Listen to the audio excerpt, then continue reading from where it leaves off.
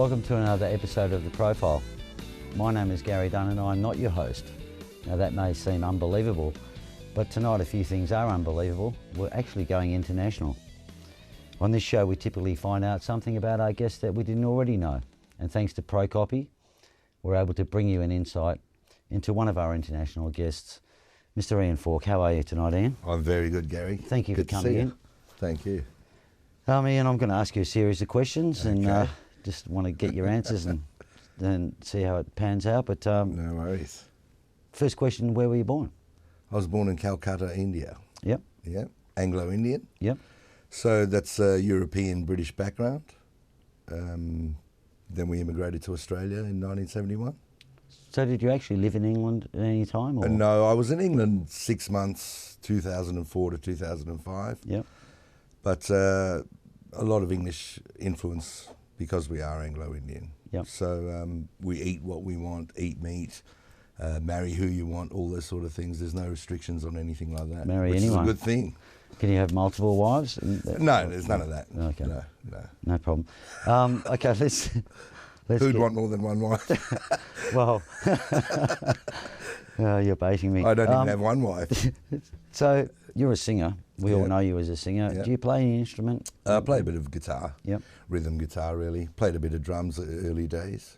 Had a drum kit in the house from the age of about 7. Yep.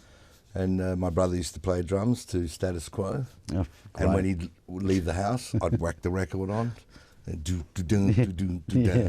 roll over, lay down. Yep. And that's when it started. Fantastic. My uncle left the guitar at the house one day, and I just sort of picked it up and started bashing it a bit. And then the old man said, "Do you want to have some lessons?" So I did at about 12. Yep. And started playing guitar.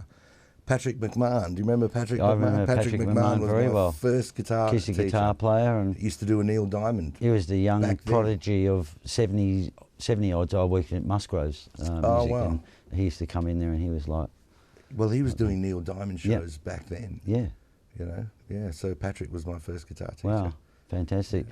So what was the turning point that made you, decide that you were going to do this? Was it actually the instruments, or was it something else? Yeah, I think as soon as I started taking guitar lessons and playing guitar, I knew from that point that that's what I wanted to do. My brother plays in bands. My mother's side all sing. Wow. So the music is in the blood. Yeah. And it's in the family. So I think from 12, 13, I knew what I wanted to do. What would have been the first concert you went to then? It was Kiss. I Entertainment was 12, turning 13. Yeah. And I think the theatrics of Kiss was what got me more than the music, definitely. I liked that side of it. I liked the side of Bowie, that side. Yeah. The Ziggy Stardust thing. I liked the makeup and the get up. So I think that was more what I got from Kiss than the music.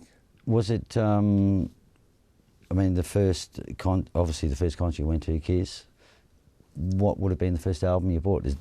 Did you buy albums before then, or? No, the first album I bought, I think, was the first Duran Duran album.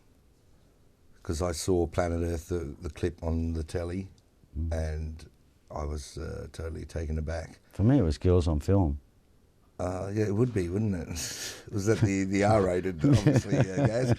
Yeah, I think I saw Planet Earth, and I just thought, wow, what are these guys wearing? And look at their hair and the whole bit, the whole package. For that was whole new romantic sort of age, wasn't it? Yeah, that's right. And so I think it was the first Duran album. Yeah. Never bought a single. I don't think I've ever bought a single. So maybe talk us through how you got into your first band. What was the first band you did play in? And first band, Tora Tora. Yep. And I was actually asked to come along to have a jam. My cousin said, "Come along, I'm jamming with some people." I went along to play guitar, and we had a couple of guys in the band that were just, play the song once, go outside, smoke a cigarette for half an hour, then come back in, play a song, go outside. And I just said, nah, this is a waste of time. Grabbed my cousin, who was the drummer, grabbed the girl playing keyboards, and said, let's go, we'll start our own band. And then I started singing. Yeah. And that's how I started singing. I thought, we'll get a guitar player. Because you actually had a song called Beauty of Silence, I think. And did you have something to do with all of that, or was? Yes, that was our keyboard player wrote the song. Yeah. He was the songwriter. Who was the keyboard player in the? Adam Ing. Yeah, right. Yeah. It was the only band he really played in, but he wrote the song, and we all sort of went along with what he wanted to do. Yeah. Which was fine, and that was great. Yeah. So you got a taste of the pubs, the openness, the crowds. We actually won a Rock Award for that single. John Villani actually, for Best Produced Single. Rest in peace, Johnny. Rest in peace, Johnny. Yeah. So 1989 that was. Yeah. It was called the Rock Awards back then, wasn't it? That's it wasn't right. Yeah. So toured East and the whole bit, it was fantastic. It was really good. The first band. Yeah. 2 years into it, and it all started touring happening. and it was living a life of a rock and roll superstar.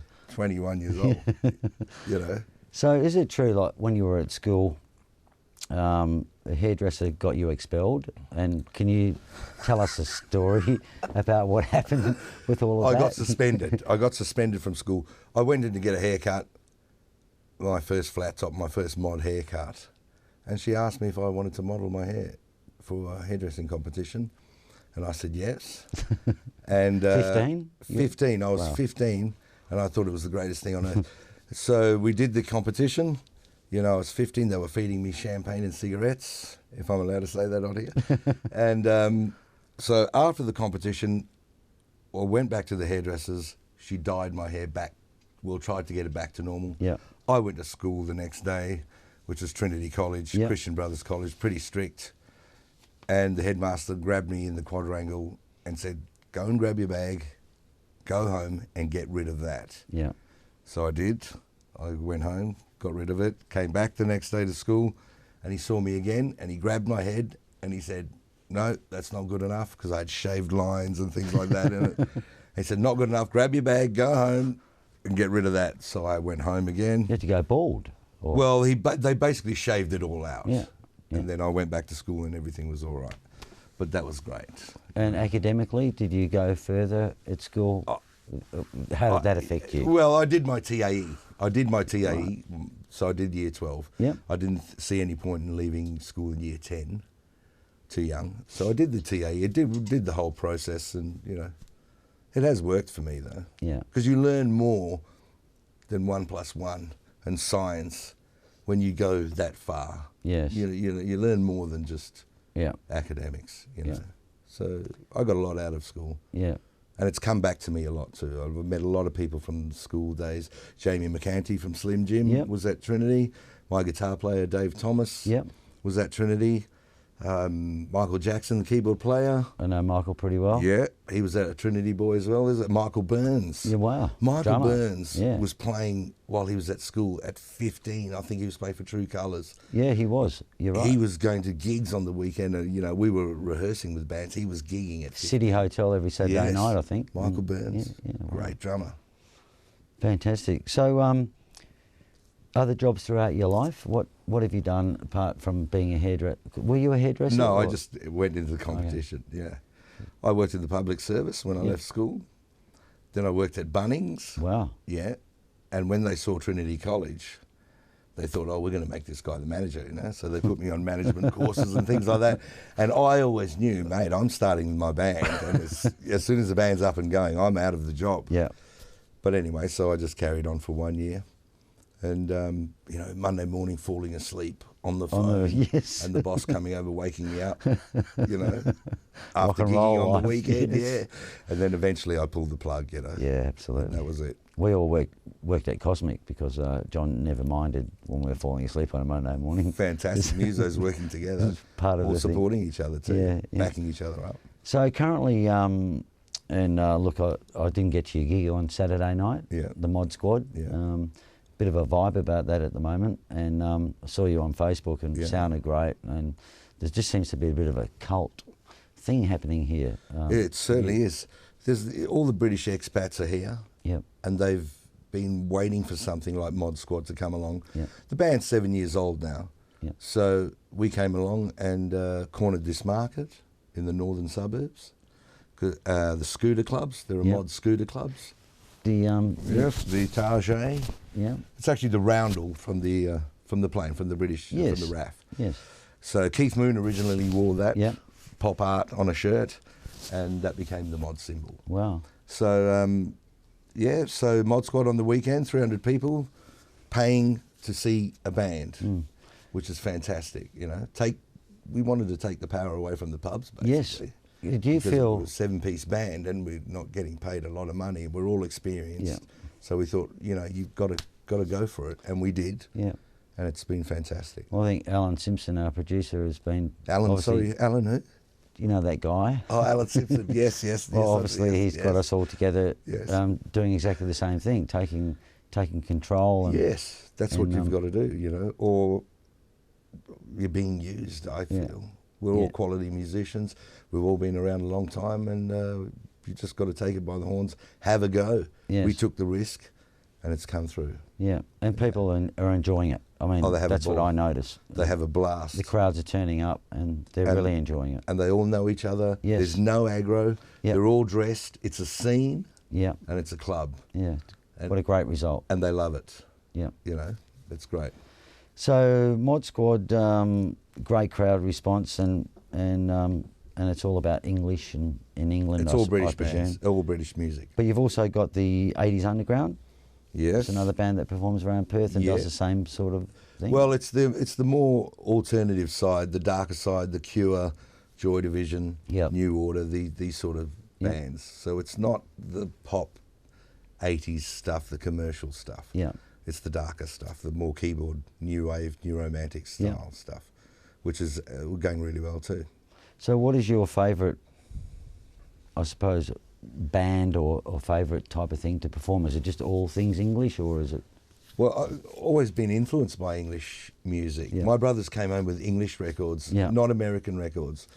Bowie, Zeppelin, Purple, Sabbath were the Yeah. three big bands that the 70s sort of my brothers brought home. Yeah. And AC/DC, obviously, because we're in Australia. Yeah, And so it was always English music.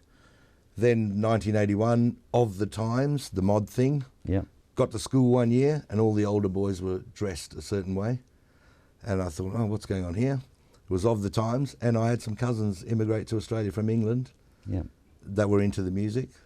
And as soon as I heard the band The Jam, I went out and got a haircut Yes. and bought a pair of Dr. Martens, and my world spun around. Can you just show the audience your beautiful Zoom in on shiny, my docs. Dr. Martens? Can we do that? Yes, thank you. Look at those, beautiful and shiny. Look, I saw you on ABC. Here's the print.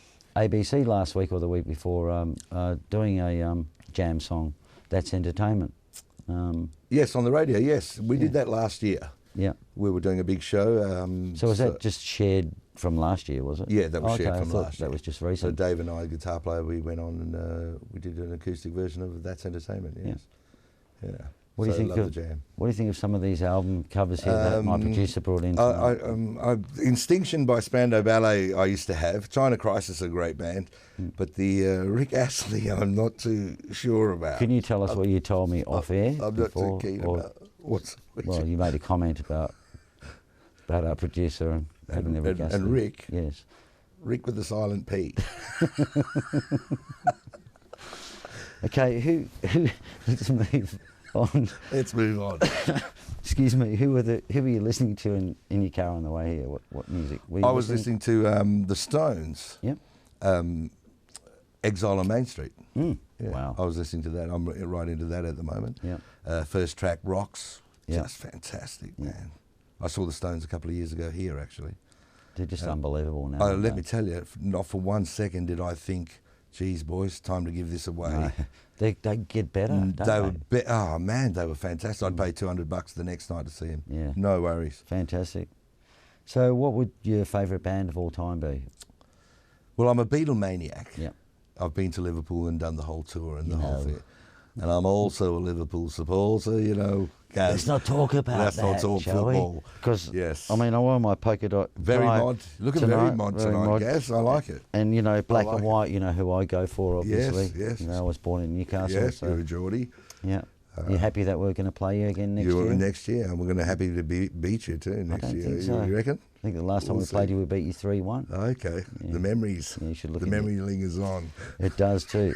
So, the Beatles. So the Beatles, Liverpool. but I think the Jam Yeah. When I heard the Jam, that's when my world turned, and Yeah.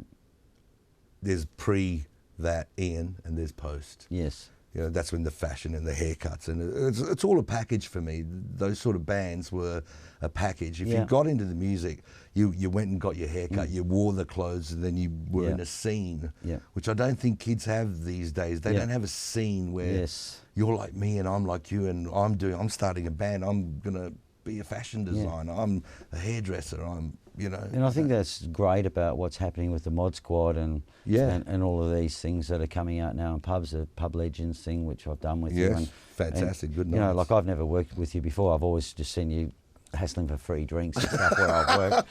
But Hustling. Who's that woman over there? Oh, yeah. Anyway, but I've worked with you a few times now in the Pub Legends thing, been great. and that's one thing I recognise about you: your passion. When you come on stage, you own it and you deliver, and people are very excited about that. And you can't go past passion. No, someone's got a passion. You can't. And I think if you're a singer in a band, you've got to lead your band. Yes. And my band know that at the gig, what I say goes. Yeah. And I've said it in a nice way, and they understand. Yeah. And they go along with it. But when you're on stage and you're the singer, I make that crowd look at me and get into it. They don't have a choice. If you give them a choice, they'll throw things at you. Yes. So you get on there and you say, bang, look at me and listen to me and let's go. Yeah. So how difficult has it been, you own everything, and you go up and you deliver with Alan, for instance. Yes. Like he likes to control things and say how it's going. So how has that worked? He's actually been very good with me, actually. Yeah. You give me a lot of freedom, actually, Mr. Simpson. Yeah. Yes, I think it's been good. That's why I keep doing it. Yep. Yeah. Well, there's another one coming up in November, I think. Oh, so. beautiful. Yeah. It's the only way I know how. Yes. It's the only way. The only way I know how is to get up and let's go. Yeah. So if you were stuck on a desert island, you knew you had a week to go, but there's no little Hawaiian girls or anything like that. It's just you. And which album would you take? What would it be? It would be a Beatles album. Yeah. It would have to be a Beatles album. Which one? Abbey Road, Revolver. I always thought Abbey Road. Yeah. I'll say Abbey Road. Yeah. I'll say Abbey Road. Yeah, that'd be mine, I think. Yeah. As well. So, what does the future hold for you, Ian? I'm day to day, minute to minute. Tomorrow I have the day off. Yeah. I have nothing to do. I do, but I'll do it. And whatever comes, I take it and I face it. And I'm happy all the time. Yeah. I'm generally a happy person. I'm Absolutely. easygoing. I just take it hour by hour, day by day, week by week. I really do. Yeah. I think that's why a lot of people look up to you, and you've always got a smile. They always want to talk to you. You're always having a laugh. I'm reminded every day of how lucky I am, Yeah. Gary. Every day I see something that reminds me of how lucky I am. Yeah. Fantastic. And I'm open to it. Yeah. So what unfilled ambitions? Anything that... Like I said, once again, I don't... Nothing you want to conquer? Or? No, there isn't. What happens tomorrow will happen tomorrow, and I'll take it on and I'll create something out of that. I don't have bucket lists of jumping out of planes and bungeeing and things like that. I just don't see the point, I think you might call that living in the moment, and living in the moment's probably the most special time. And if you can do that 24/7, that's right. I've always lived like that. Can you give me the secret? I just don't care. Yeah. I just don't care. Yeah. If I drop off the perch tomorrow, mate, I've had a great fantastic time. So what would you put on your gravestone? You've had a fantastic time. You don't care. Goodbye, c'est la vie. It's good night for me and it's good night for him. The two Ronnies. Probably, yeah. Here's today's football. Yes. Thank you and good night. That's what would probably be on there. Thank you and good night. And your favourite TV show growing up, then let's get on to I think it would have to be any British comedy, the old 70s, 60s, 70s British comedies of Love Thy Neighbour, On the Buses, It ain't our fault, Mum. Enough. You've got. You know, lovely boys, he's going up the jungle, lovely boys. I will not have any puffery in my jungle. Stuff like, you know, it was all pretty. You watch that stuff now and people get offended. But on the buses and. Oh, man, I'll get you, butler. You know.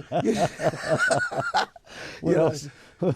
But you put that stuff on now and people take it too seriously. Take it for what it is and have a laugh and then switch it off and, you know. Yeah, I think the do-gooders have sort of got to the world. I mean, and just my opinion, I mean, when we were at school, I could say, hey, you going Vindaloo? That's right. That's what I call you behind the scenes. That's right. And you call me a dickhead or whatever you call me. Yeah. But, you know, we all had, you know, an Italian was a wog or a ding and we all just had fun with it. No one took it personally. That's right. And I think you've got to be changed. worried when someone's not calling you Gandhi or not calling you Vindaloo. That's when they don't want to know you. Yeah. When someone's calling you a nickname, that's when they want to know you and have a laugh with you. Would you be able to come over to my place one night and make some papadums for my wife and I? Fry some papadums. Because, certainly. I mean, I know we go on about it because I think I make the best papadum. Okay. My wife makes the best You don't curry. microwave them, do you? Not at all. Good. No, you fry them in oil. Fry them ghee. in oil, absolutely. Oh, fantastic. You get it so hot to the right temperature. Oh, and you stick them in and they go. Yeah. You know, they the timing. do that thing. It's all about the timing. You've got to flip them over quickly. Yeah. Yeah. You want to see my mum make papadums? Yeah. Mate. Quick, bang. I'm waiting for the invite. Out. I'd love to come over. Well, she's a bit old now, so. She can still make papadums. But I can still come to your place and make some papadums. Mate, you're welcome anytime. Have a Jamison's. Stay the night. Lovely. And, yeah. That'll be a pleasure, mate. That'd be great. So, do you collect anything? Yeah? No. I'm not a possession man. I've got a lot of music, but other than that, I'm not a possession person. I don't have lots of things. Yeah. You know, if I won $1 million tomorrow, whatever the lotto tomorrow, I wouldn't go and buy 20 guitars or things like that, you know, cars and things. I'm not a collector. I'm very free, sort of. Just living in the moment. I'll leave the earth with nothing, mate. Just living in the moment. Yes, I'll leave the earth with nothing. Fantastic. You know. Rumour, and I've never heard this, has it that, because every time I call you, you always answer the phone, but some people say your message bank. You've been talking to Mr. Simpson, certainly, haven't you? You never answered the phone for him? Well, I have a couple of times, but once I didn't. Yes. And I've got myself recorded on there doing a Michael Caine. Can you please, could you do that for us? Rightio, okay. Let me just focus. Hello, my name is Michael Caine. Now, a lot of people don't know that. Ian is very busy at the moment and can't get to the phone. So, what you got to do is call back later. All right? See you later. There you go. Something like that. It was Zulus. Bloody thousands of them. Love it. There you go. Okay, one last question. Actually, can I say, comedy is actually my thing. When people tell me, oh, you're a good performer, you're a great singer, whatever, I think that's really nice, thank you. But if someone says to me, geez, you're a funny guy, Ian, that really floats my boat. Is that why you've always liked me? Because I think that... You respond to my comedy. I love it. And it's true.